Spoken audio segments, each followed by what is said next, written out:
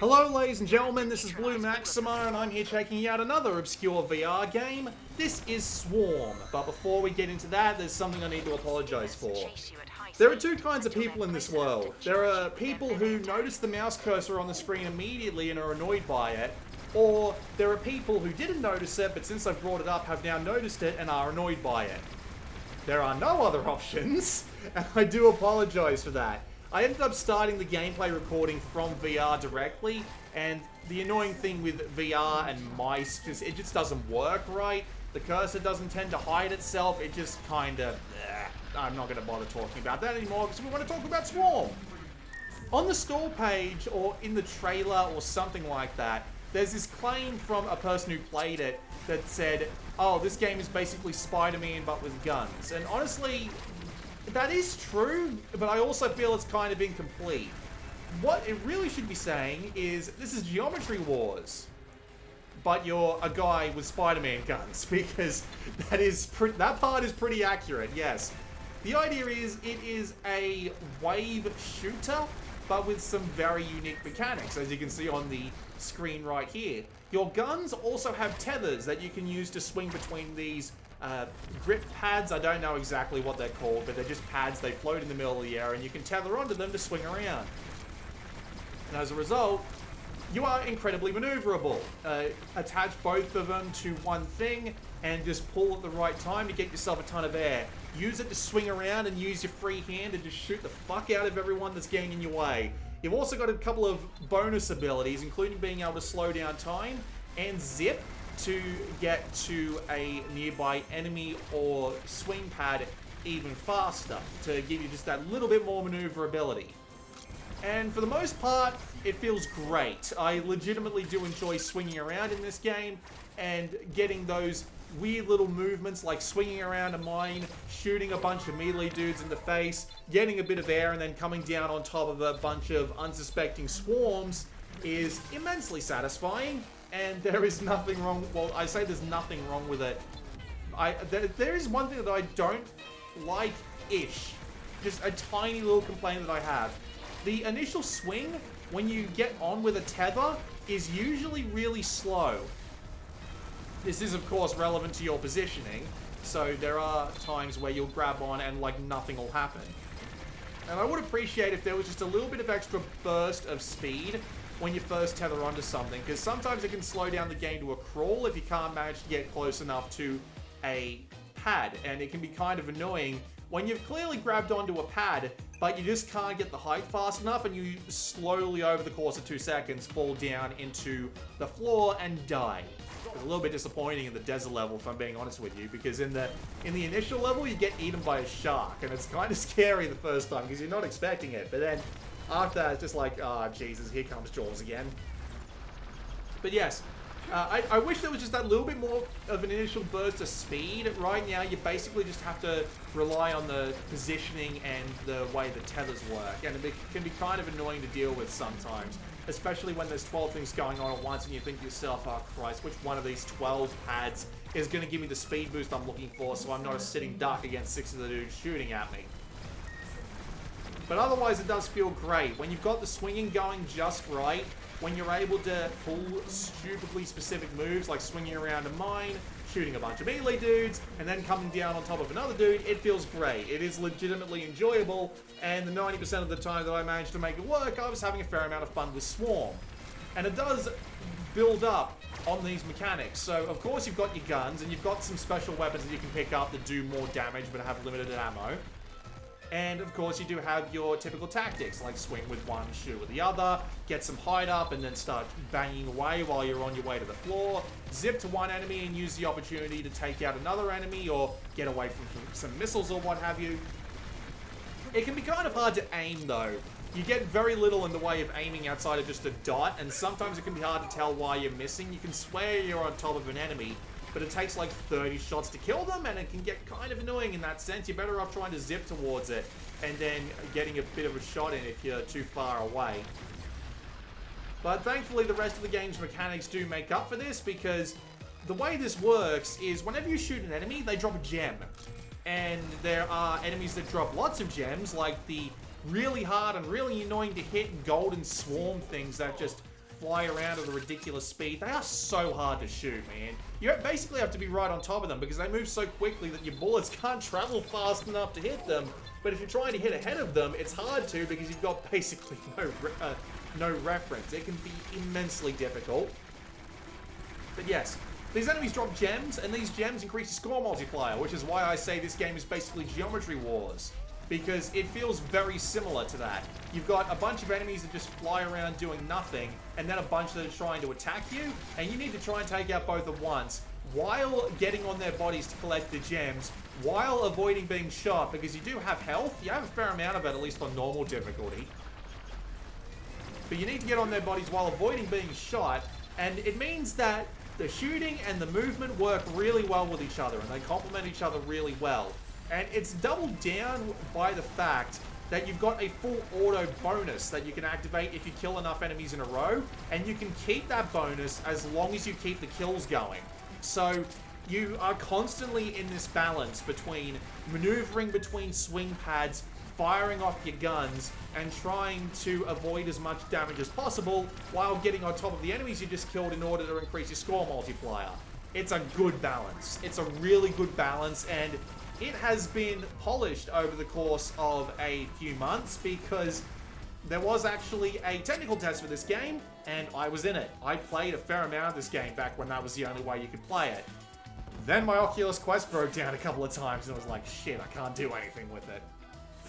I only ever got past the first world, but thankfully I say it's basically unchanged. I think they've tweaked a couple of little things, but this might just be me misremembering the details. But the game still feels great to play. It is still a good balance. It looks pretty damn good. It's got a nice style to it. Runs perfectly fine, although it's definitely not a very heavy game, and I've got a pretty good beefy system. I'm recording this via PC VR and not Oculus Quest or anything like that. And it just, yeah, the port itself seems fine. There's nothing wrong with the way that it handles on PC, even when played through Virtual Desktop like I'm doing here. So yeah, good basic gameplay. And it's not got that much in the way of content. I say that much. There are a few things it's got going for it. So it's got 5 different zones, each with 5 different levels, all of which are capped off by a unique boss. But at the same time, it's not going to take much effort to get through all those levels the first time. Like 2 or 3 hours probably, if you're just going for a win and not going for the star objectives. And that makes it a relatively short game, and there's no secondary modes on the outside to help with that. You've only got higher difficulties and star challenges. Thankfully, the higher difficulty is actually quite difficult. This is normal, and I'm already getting my shit kicked in.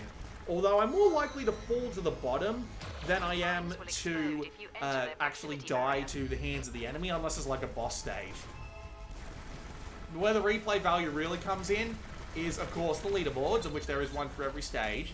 Although it could really do with like a procedurally generated daily challenge. I imagine that the Swarm hardcore players would appreciate something like that. But where the game's replay value really comes in is the star challenges. This is a lot like a mobile game, but the star challenges are actually quite difficult to defeat. Get as many points as you can, and those points can be really difficult. Like, I played a stage that was like, get 4 million points, and I finished that stage with like 1.8. So they are really busting your balls to get as many points as possible. You really do need to be on the level of the game's flow in order to get that right. You also have things like don't take damage, don't use special weapons, use the enemy's weapons against them in order to kill off a certain set of enemies. Get the gold bastards, and again, they're actually quite difficult to get, so that will end up being a problem for you. And they're just all relatively difficult like that. Thankfully, it looks like you're able to get them all individually. You don't have to do all 5 in one run. I would reckon that's almost impossible for some of them. But the game still has a decent amount of value if you're willing to go for those challenges, in the same way the game like, say, Robo Recall does. And the gameplay is good enough to support it, I reckon. If you're going for those unique individual challenges, then yeah. Yeah, it does work really well. It does support that kind of play. And As a result, I'm really happy to recommend Swarm. It's legitimately good. There's very little that I have to say that's bad about it. Maybe add a couple of extra modes, like a daily challenge or something like that, just to have a little bit more off to the side that you can do if you've finished the campaign and you're looking for a little bit more that isn't doing endless start challenges. I would argue that a little bit extra speed on the tethers, just to make it so that it doesn't feel like you've grabbed onto one and then you have to like actively grab onto another because you grabbed onto the wrong one and the physics don't work the way you want. Something like that would be nice. I mean, you can pull the tethers in order to get yourself a little bit more speed, but again, it relies on the physics. You have to be swinging in a specific way to actively get any real speed out of it, and it can be kind of annoying like that. But other than things like that, like minor tweaks to make the game better for me personally, and just a couple more extra modes, that's it. I don't really have that much in the way of criticism. I had a lot of fun with Swarm. Oh, there is one other thing that I'd like to talk about, actually.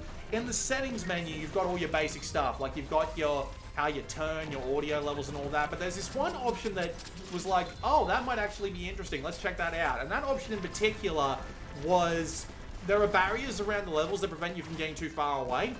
And if you run into them, the game actually has an option that lets you automatically turn around to face away from those barriers. And I thought that would be a good option to have. But it doesn't really work that well. It's weird. It does turn you around, but it always turns you into a completely random direction, and you're more likely to end up facing the corner of the arena than you are back into the main arena. And as a result, you'll need to go to the effort of manually shifting your viewpoint again. Honestly, it's not worth it. If you're playing on a untethered VR like an Oculus Quest, or you're playing PC VR via Oculus Quest, you're better off just turning around while you're standing up. Works a hell of a lot better. Although you do have the ability to also do a quick 180-degree turn by pressing down on the analog stick, which honestly is fine. That's actually a pretty good thing to have. And if you can get used to that, use that instead. It's probably better. With that said, yeah, I still highly recommend Swarm. It's available on Oculus right now as of recording of this video, but on their website it does say they are bringing it to Steam eventually, so that's not going to be a problem. With that said, this has been Blue Maxima. I'll let you watch a bit more gameplay. I'll see you all next time.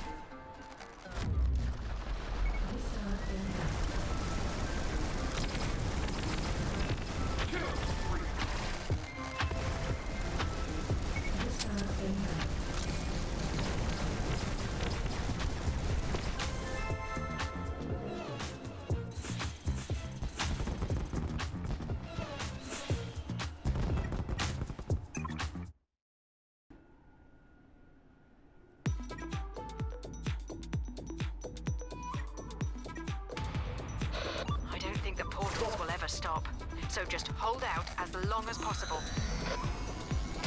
Zombie Zoids will revive each other when destroyed.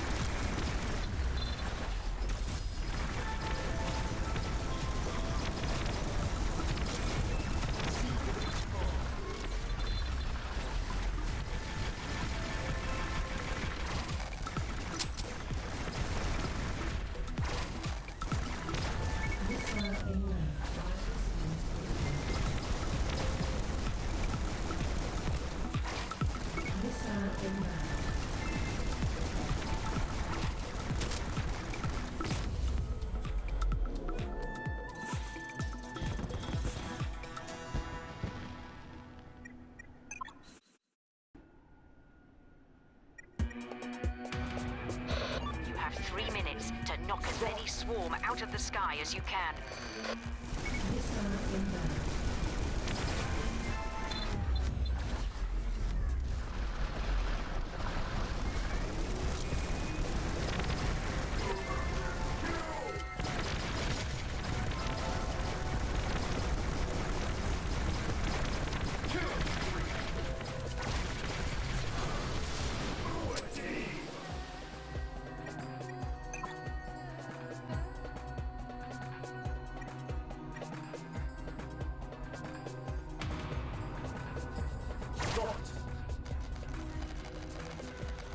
Missile inbound.